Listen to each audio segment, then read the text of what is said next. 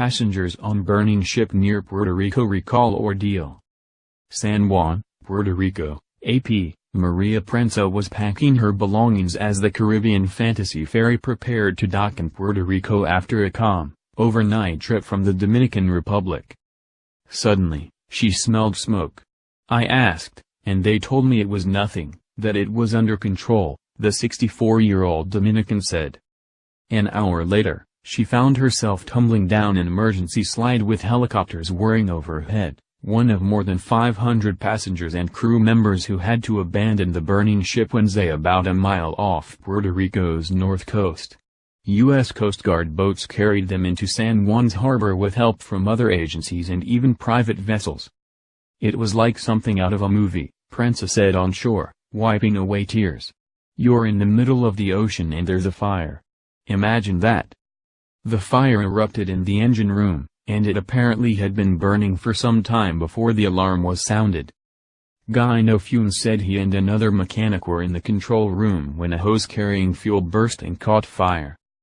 We were trying to extinguish it for 2 hours, but couldn't, the other mechanic, Marlon Doblado, told the Associated Press.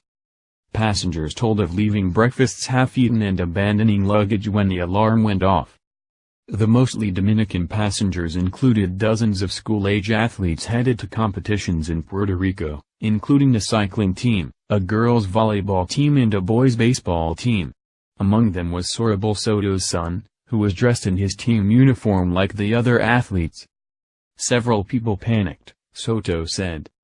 Some of them passed out, she recalled as she and other passengers sat barefoot near the San Juan harbor waiting for a bus to take them to the ship's original destination.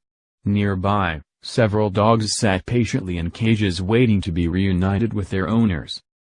Dozens of people were strapped onto gurneys and taken to a triage area or nearby hospitals to be treated for heat stroke, shock and dehydration. Among them was a man hooked to an 4-line who was cradling a bawling baby clad only in a diaper. More than 100 people were treated at the scene and 24 were hospitalized. Among the latter were 3 women who dislocated their ankles and a man who broke his leg while going down the emergency slide.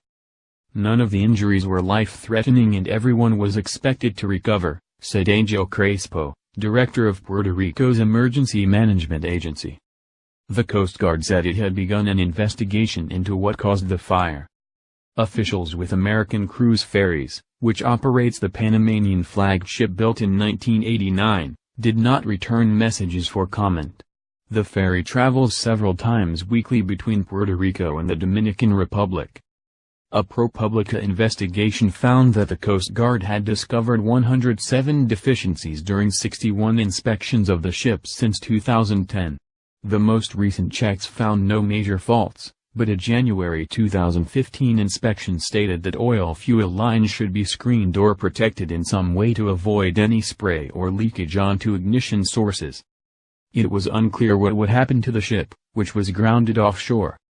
Officials with Puerto Rico's Natural Resources Department said that as a precaution, they removed 2 large manatees from the area that had been recently released into the wild. They also expressed concern about dozens of nearby turtle nests that might be exposed to any oil spills. All passengers had arrived in the San Juan harbor by afternoon.